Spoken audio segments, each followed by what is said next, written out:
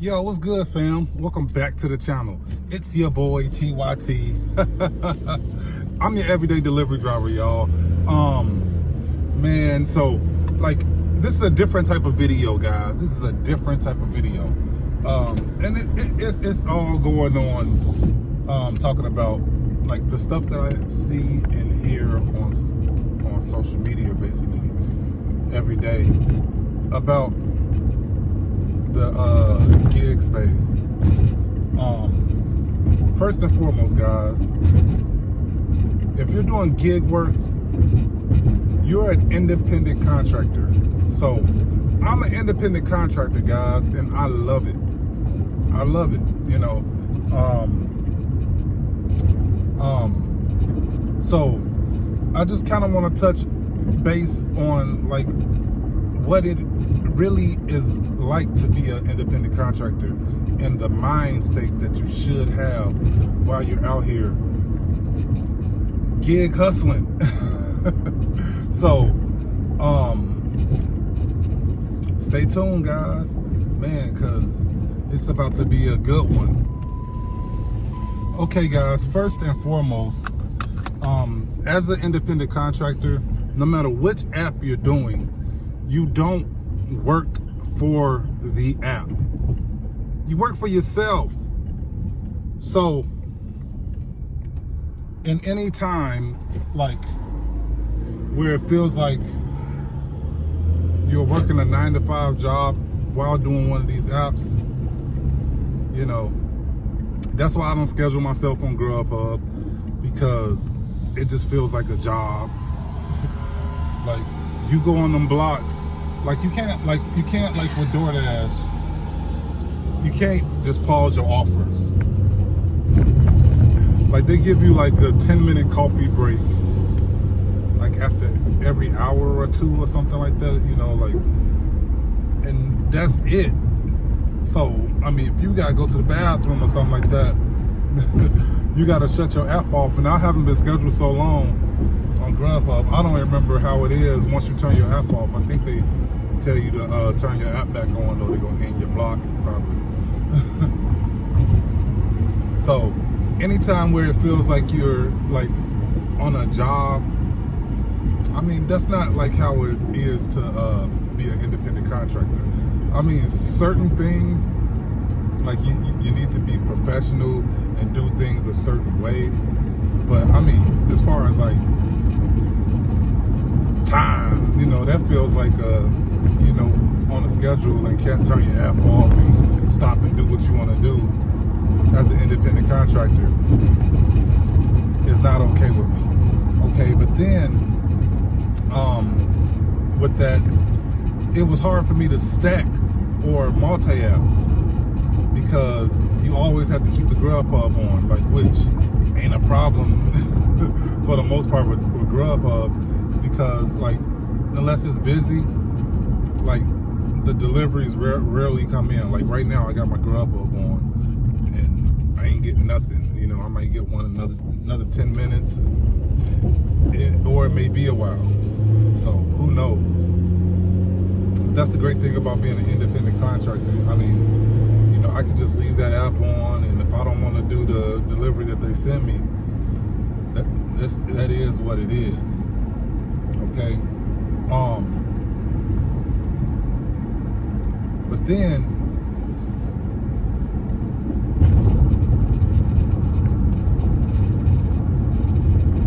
I mean, oh yeah, but then like you have an opportunity to make as much as you want, work as much as you want,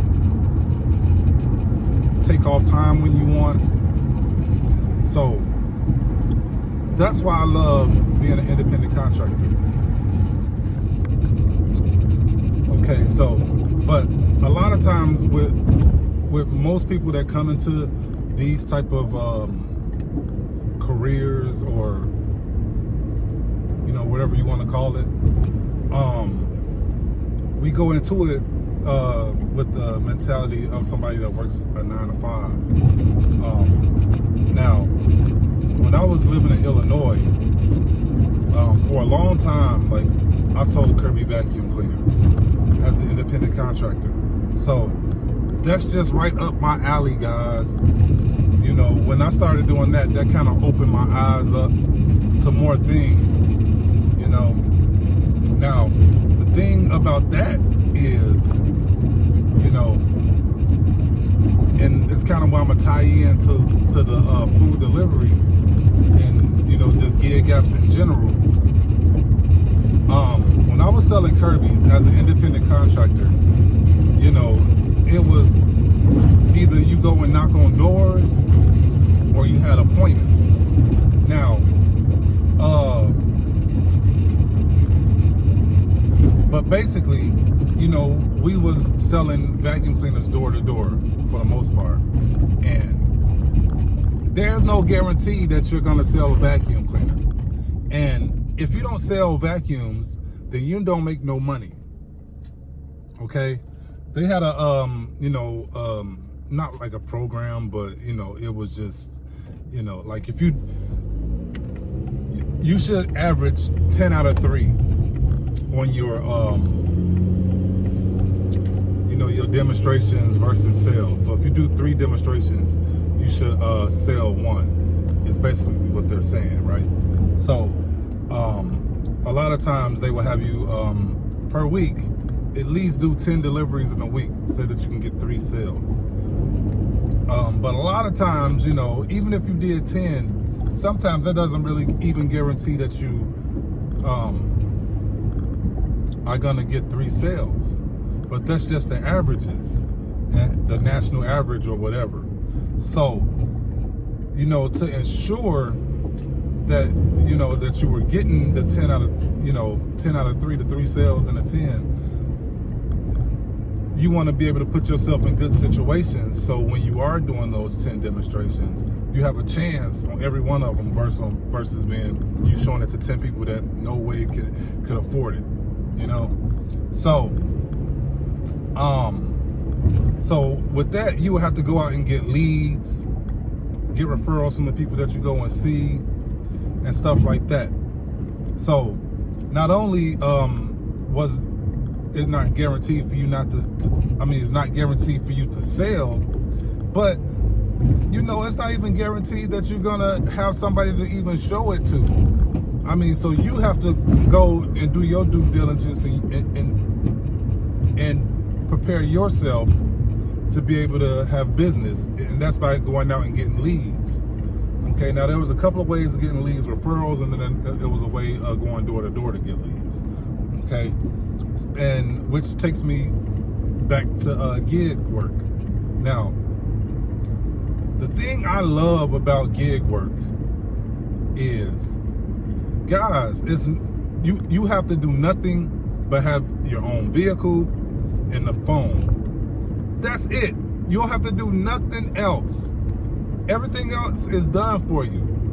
And as long as you're out here working and getting deliveries, you're gonna make money. It may not be what you want, you know, but in those cases, you can't try to control things that you can't control. You can only control the things that you can, right? So with gig work, you know, all you gotta do is turn your phone on and then they just send you deliveries. So in my eyes, that's way easier than when I was selling vacuum cleaners because of what I was just stating. You don't have to do nothing but turn your phone on. Everything else is done by the company in the app. So, a lot of the times, you know, when it comes to these offers and stuff like that, you know, a lot of the time, like, people need to realize that the apps can only give you the offers that they have. If they have nothing but garbage deliveries, they can only send you garbage deliveries. Like, just think about it. In the system, I mean, yeah, you're gonna have good deliveries, but most of them are gonna be undesirable. Unless, like, you're like last night, Halloween night where it was just on and popping. Like everything I got was good. Okay, so I mean, these apps can only give you what they have. So, and in my mind frame, you know, like they're sending me money making opportunities, and all I have to do is either accept or decline. That's it. That's it. So if they send me a bad delivery or something that, you know, I don't think that it's worth it to do, then I'm gonna decline it. I'm not gonna complain about it or get mad, be like, oh, I can't believe they sent me that. Well, they sent you something. I mean, I came from the times of delivering. I started delivering in 2018, guys. And there would be times where it wasn't no deliveries out here. None. Like, people didn't know about these apps. People didn't know about these apps on the whole until, or a grander scale until COVID. So before COVID, like, this is how it was. I mean, it just wasn't as many people ordering food or delivering food for that matter. So, you know, like, I used to do Postmates. I'm gonna do my background and stuff like that at another time when it comes to this delivery stuff. I'm just talking about being an independent contractor right now. But when I was doing Postmates, when I first started Postmates, like all the deliveries, like everything was $7. Like basically, it was nothing under $7. It's because, you know, supply and demand. They needed drivers, you know, so, you know, it paid more. But then eventually it got all the way down to $4. Like, you wouldn't do no deliveries under $4. So nowadays people see a $4 delivery and almost have a conniption, you know. But before COVID, like, I mean, this ain't like $4 deliveries have been out there, you know. Now $2 base pay, like that's a new thing, you know. But like all the apps basically pay $2 and then plus tips. But GrubHub pays you mileage too. So when COVID happened, you know, like the apps just blew up, and it had no choice. I mean, had no choice but to. It's because, you know, people couldn't go nowhere and go out and get their own food. You know, you had to stay home and stuff like that. So, you know, it was a necessity to have DoorDash. So, I mean, everybody started using it, and people were very like nice and generous and appreciative of the delivery drivers. But the pandemic is over now, guys.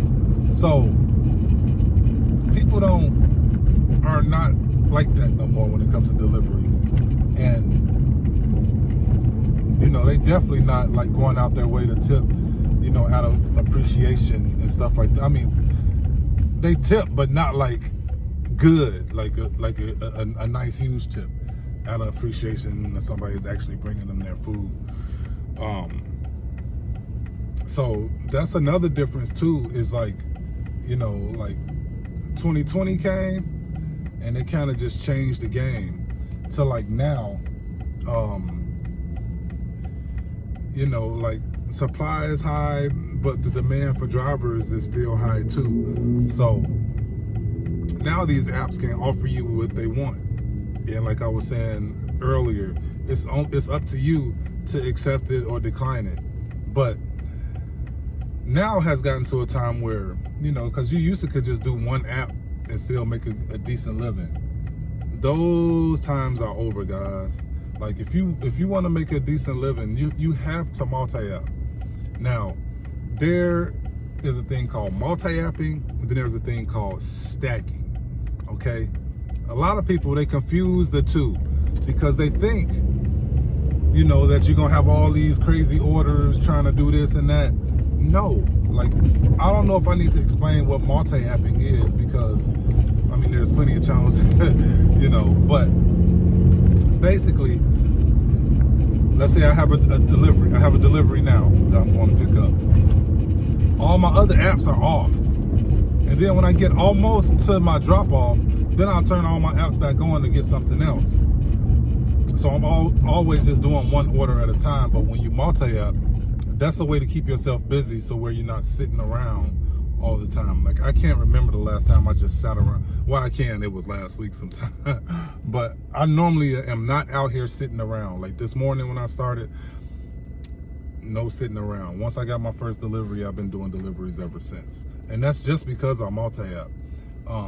You know, I was just headed on my way back from a delivery, and I had my DoorDash and GrubHub on, but you know, the DoorDash I was a little bit outside the zone.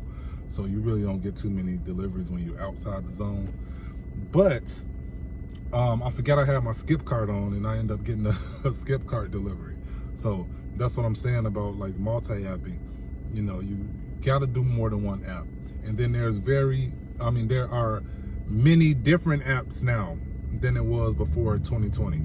So, I mean, you got Spark, you can do Instacart, you can do GrubHub, DoorDash, you know, all those. I mean, so it's so many other ones to do too. The catering apps, which, you know, in the mornings is what I switch to doing most of the time now. So you gotta diversify yourself too. And you have to be out here. I mean, and this is mostly for like full-timers. I mean, if you're doing this part-time and you're only working doing the dinner and, you know, lunch hours, then, you know, this really don't really pertain too much to you, because it's already gonna be busy when you out there. But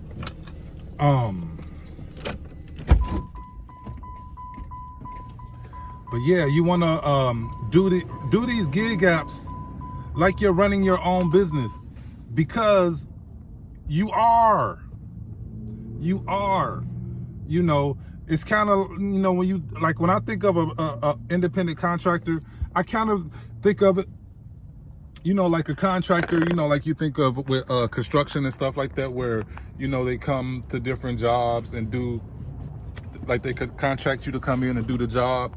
And if they're not paying you enough or whatever, then you don't accept the job. That's the same thing with these gig apps. And just like so you have to run it like it's like a business, you know, and you got to do what's best for you. And I'm not the one to sit here and try to tell you how to, you know, do the apps, because there are many different ways to do it. Like some people, like, they cherry pick, but a lot of these apps are doing things to stop people from cherry picking. So and a lot of the times, like, that's like with the stacking. I forgot about stacking. That's just like right now I'm picking up at Firehouse. If I turn my other apps on, I might get something else. But if you can pick up something at the same time from the same restaurant or a different restaurant that's close, but going in the same direction, then you can stack those deliveries and make twice as much in one drive. But okay, so when it comes to stacking, guys, stacking is a true art form. It is. It's a skill. You know, it takes intuition, you know, but then also it takes knowing your area and also the restaurants and stuff like that. Because, you know, like when you're stacking, you definitely, you know, want to actually pick both of the orders up in a reasonable time, but then drop them off at a reasonable time. You don't want to be standing around waiting for one, and another one's in the car, and you end up dropping both of them off late because you're waiting for another one. So you want to be, you know, do it in a respectable way, so everybody's still getting their food when it's hot, or when their drinks, keep their drinks cold and stuff like that, you know what I mean? But I'm not going to go into too much detail about it anymore, because that's just another video that I could do. But it's definitely something that you have to have a feel for, you know.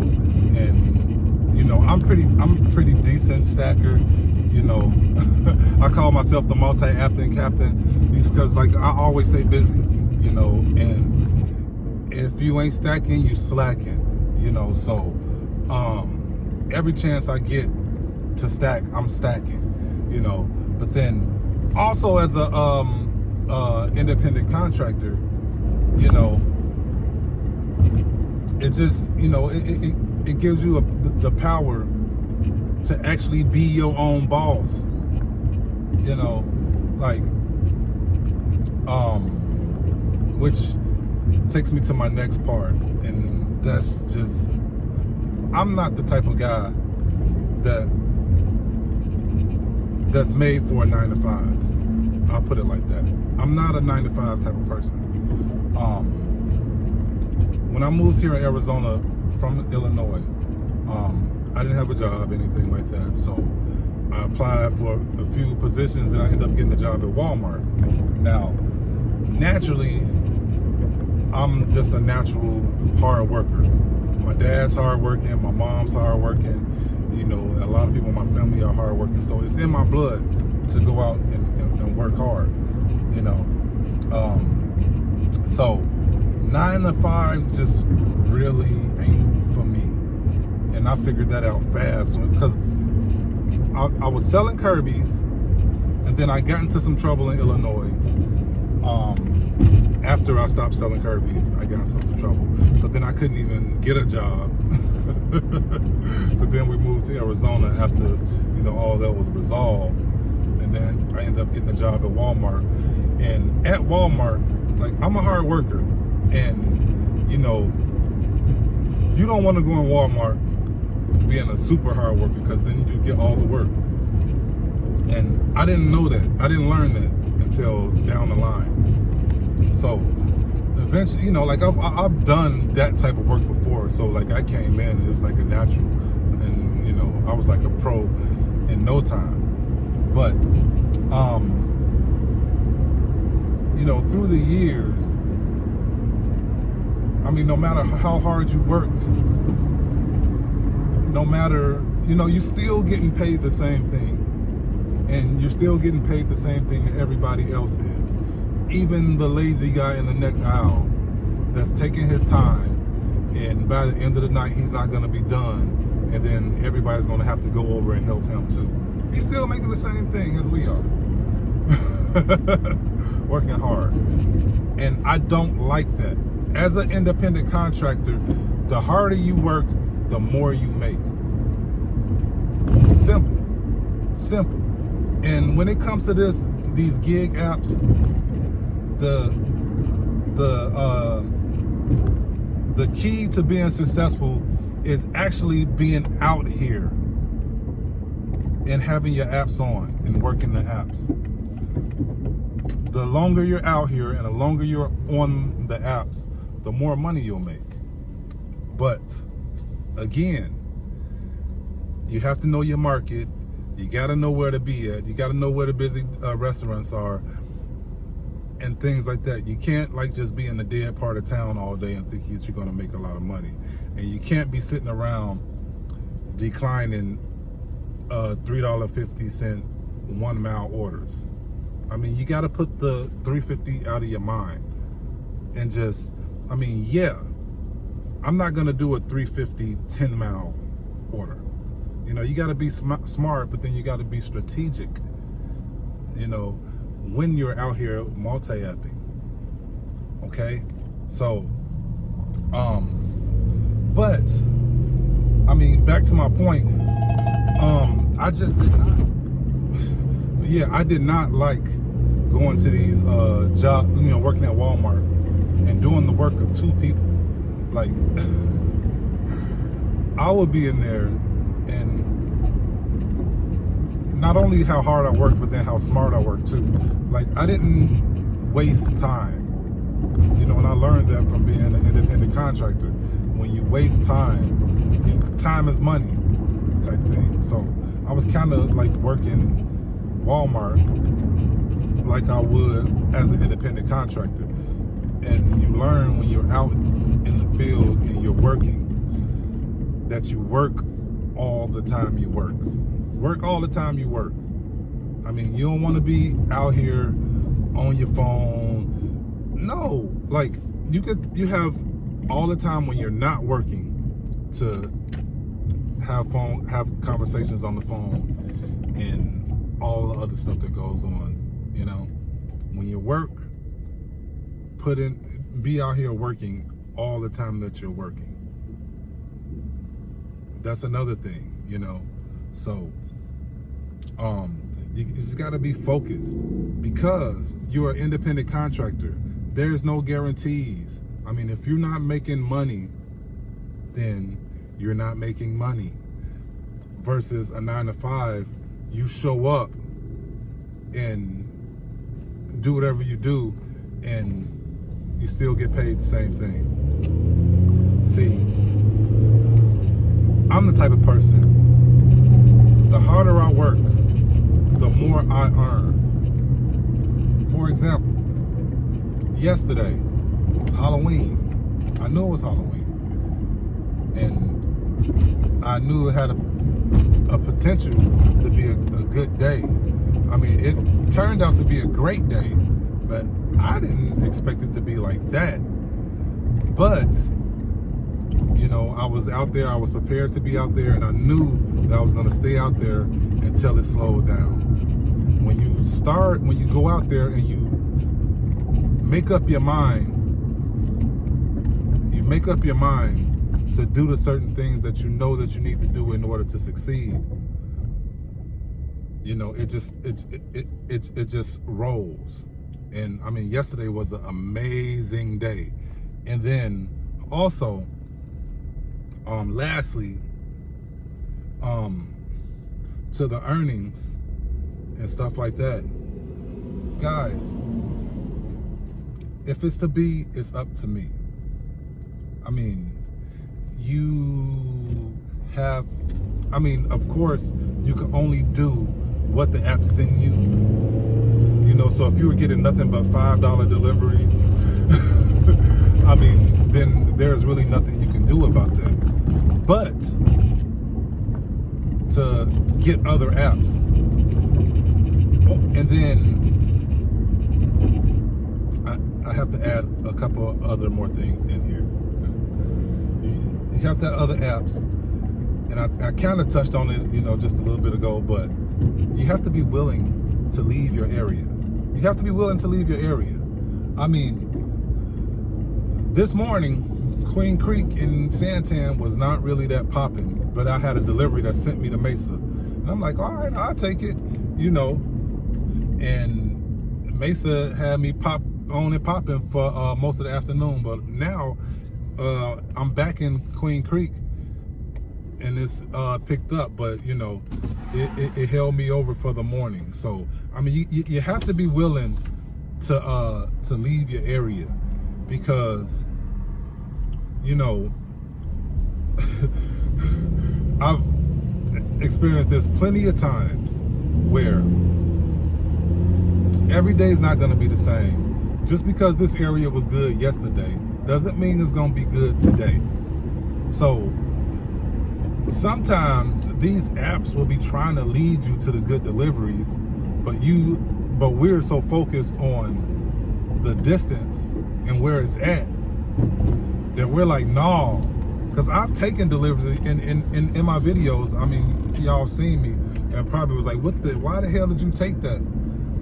It's a gut feeling, guys. Like, I don't know how to explain it. You know, it's kind of like gambling, you know, like poker. Like sometimes you make a call on something that you probably wouldn't normally call, and then you call and then you end up winning a hand and type thing. So sometimes you get lucky, and sometimes, you know, that feeling,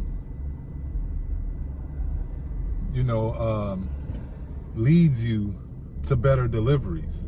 Because like, I've been struggling out here in Queen Creek, and then have a delivery to send me into Mesa. It's a good paying delivery. It's just a long drive, and then right after that, most of the time this is GrubHub, but right after that, they just keep sending me double-digit deliveries after double-digit deliveries. But of course, they're in that area where they sent me to, where most people wouldn't want to drive to. So you got to be willing to expand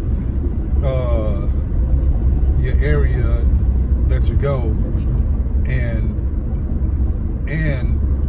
you have to be, you know, I guess this kind of goes to what I was just talking about. You got to kind of be willing to take deliveries that others wouldn't take, you know. And I think I'll close on this.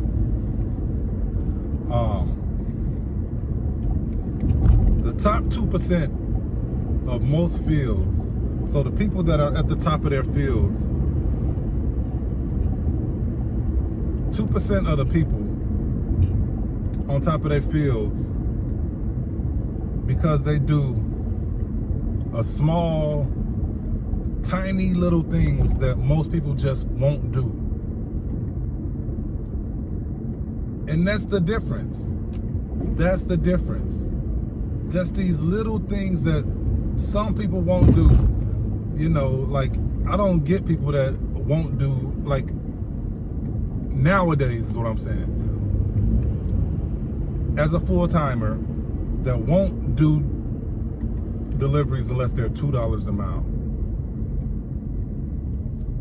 They'll sit there and just decline until they get something that's $2 a mile.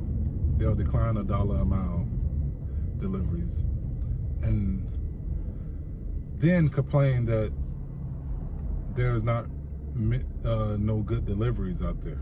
I mean, if you really think about it, nowadays $1 a mile is good.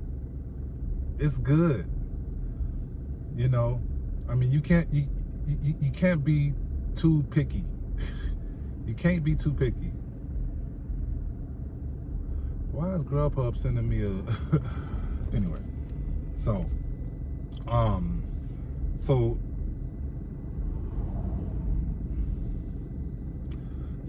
I mean, that's just how I feel you have to be if you want to be successful as an independent contractor. So guys, at the end of the day, you know, you have, when you're out here and you're doing independent contractor work, you have to change your mind frame. You have to take yourself out of the 9 to 5 mind frame, because an independent contractor and a 9 to 5 mind frame is two different things. As a 9 to 5, you're working by the hour, and as an independent contractor, you're working per order, per delivery you do, or whatever.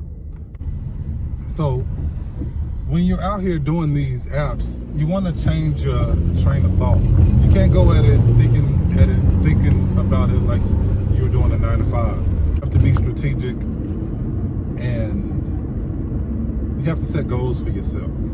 So and the easiest way for somebody to go from a 9 to 5 to start doing this is to set an hourly goal, which I do too. I do a $20 an hour goal, at least. Unless it's the morning, then I really don't expect to make $20 an hour. So whatever I make in the morning is what I make. But every other hours in the day, I'm trying to get $20 an hour at least. You know, so if I'm out there 10 hours, then I should at least have $200. If I'm out here 12 hours, I should at least have $250. I mean, $240 is the math, but I should at least have $250 in my eyes. So that's how I do it, guys. You know, and I love being an independent contractor, because the harder you work, the more you make. If it's to be, it's up to me, you know. And don't try to control things that you can't control. You can only control the things that you can, and the apps can only send you what they have. So with all that, man, I hope y'all like the video. And also, you can't be in your feelings about these offers. You can be in your feelings, because I get my feelings. But you can't let that stuff get you down. You just got to decline it, or take it and, you know, just know that something better is gonna be down the line. Because one more thing I want to add. The key to this, guys, is to know that if you're out here doing the things that you know you should be doing, by the end of the day, things always average out. So I may have a few hours where I'm not making $20 an hour, but then out of nowhere, at like 6, 7 o'clock at night when I want to quit, I started getting bangers. It's just how it works out, guys. I don't know how to explain it, but you know, as an independent contractor, you have to have thick skin, and you also have to have some sense of just knowing that it's gonna work, you know. So just like, share, comment, subscribe, man. You know, I'm gonna try to do more discussions like this. If y'all liked it, can y'all leave me a like? And also, you know, I know some of y'all are not agreeing with what I'm saying, so let me know in the comments. I'm gonna holler at y'all on the next one.